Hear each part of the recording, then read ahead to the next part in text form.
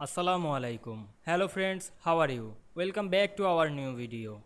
In this video, I am going to show you how to split text into two columns in Word table. Let's get started.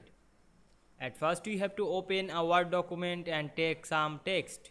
Now we split the text into two columns in a table. Then go to the insert menu and click table option. Now we can see here many option.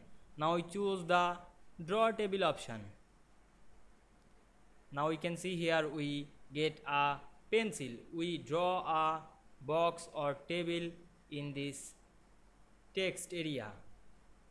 Then split the box. Now we can see here are two column table. We double click our text, then select half text and press Ctrl X, then again paste the another column. Now we can see here we split text into two columns in a table very easily.